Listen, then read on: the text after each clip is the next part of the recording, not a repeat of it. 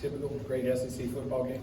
We've got a very good football team. Hats off to them. They do a really good job in all phases of the game. They got a good team coach does a good job coaching.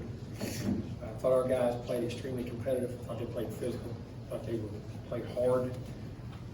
Thought we had some opportunities. I thought early in the game, defense, we did a good job adjusting. Offensively up front, they movements and some things got us early until we got settled down there for one drive, and then later in the second half, we really started picking up the things in the passing game and what we did. But they got us on that, but then they gave up a return there one time on a kickoff. And they hit some deep balls, unfortunately, had 3 or 4 go routes there on one route. They got the touchdown drive on defense. But I mean, it was a hard-fought game. I mean, back and forth, one-play game we got down to. I thought we showed a lot of guts in the game as far as how we competed in the game, how we made adjustments. The kids we made adjustments at halftime, some things we wanted to do. Offense and defensively, the guys did it. Went out of the game, executed, competed in the game very well, never gave up as far as thinking we had a chance to win the football game. The defense hanging in there, we driving on offense, and in some situations I might just see what the film looks like in some scenarios and see what happens. But unfortunately, there's no moral victories.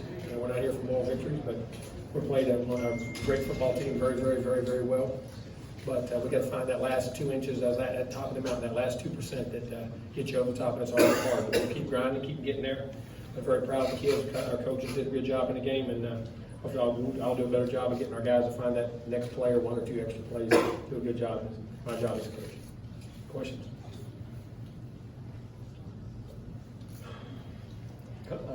Jim, I know there's certain things you can't talk about, but do you come away with this one being maybe more frustrated than perhaps some of the other games y'all been? We were there.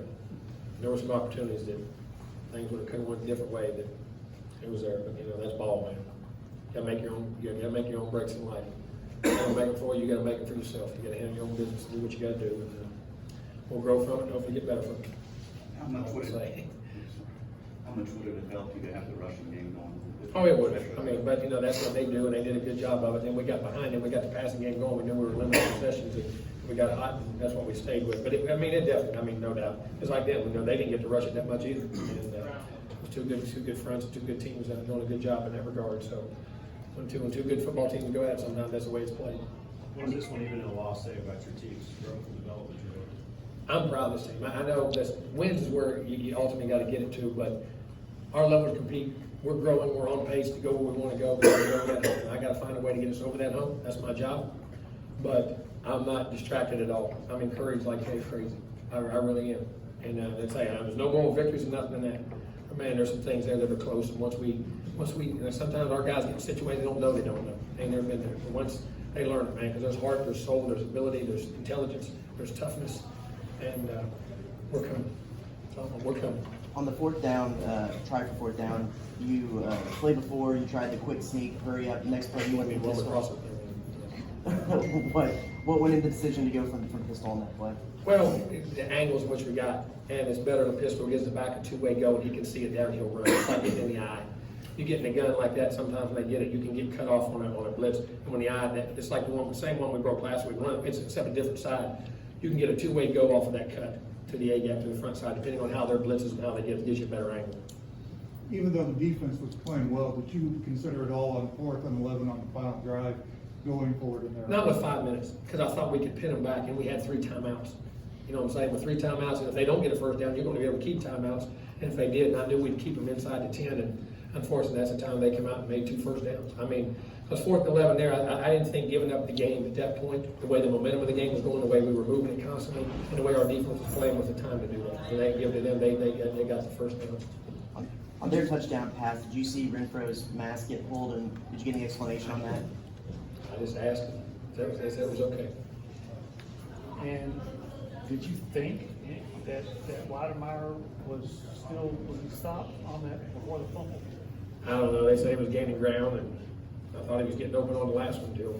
But things happen, I guess. How tough a customer was Kelvin in this game? Oh, he played great, man. 'Cause I mean, and I'm gonna tell you what, they do a lot of exotic different things up there. He was directing them once the blitzes and getting calls and not taking side. He got 1 or 2 the guys came through and got beat. But I mean, his ability, what they do on defense, is very, very sophisticated, and he did a great job of getting us in there and standing there making plays and competitive nature. And there's some things he liked to have back. I mean, he always do it. In games like this, there's always things you want back. Listen, that guy is growing, man. He's becoming one heck of a football player and a leader, and we just got to keep growing. talk about how important third downs are in maintaining possession. Y'all had 4 penalties on third down. Oh, I know. Noise guys were jumping on the snaps and getting things, and some of those young guys, but listen, we play that league all the time. We practice against that all the time. That's inexcusable. One of them was on a 3rd and 1 one time too, which is, we can't do. And those are self-inflicted wounds that we got to get fixed. We'll be in the same kind of environment next week. And Matabike had 3 tackles and a sack, but he was making an awful lot of impact in the. Don't ever judge a D lineman sometimes by numbers. You know what I'm saying? Like you say, that can be he is disruptive. His penetration, his strength, his core. And up front, our guys were fitting runs and doing. Our front did a really good job, and our backers and everybody in that regard. But he was being really disruptive. You mentioned self-inflicted wound. What do you remember about the two important delays down there? The delay, I thought he got it off. He knew we knew it was coming, and he was trying. They jumped the blitz, which was going to come free. He made a check, and he thought he got it, and he didn't. The other one walked out, had time on the clock, and just took his eyes off it and realized it didn't. That was on the drive coming out. After the kick? Yeah, after the kick. Because he was on the clock about 17 seconds, and he took it, and he checked, and he just drifted. That was just a mistake. It was just a mistake. You mentioned next week, how beneficial is this 2-game stretch for the growth of your program, not just for this year, but going forward? Well, I think it always is. You're always looking for where you go and how you do things and experiences you gain. But hopefully the more victories go with, we'll have an incredible environment to win to next week and a very good team. So, our challenges. I put it this way: it's making you grow. It's getting you experience and it's making you grow up very quickly. What do you say to your team when you go in the locker room after a game like this, where you could legitimately say, "Hey, that was The truth. That was there." The truth. That last 2% you got to find. You know what you got to find in that last 2%? I'm not going to let that last 2% happen. At the end of the day, that's what it gets down to. And it's not that they don't want to, but there's more in you, and there's stuff there that to be and play with these elite people and play at that high level, which this team can do and we'll get to. There's a part of it you got to learn how to do. There's so many these games, man. You got to leave it all out there, and they do. But there's even more things you can. And sometimes it gets. You know what it gets down to? I've had enough.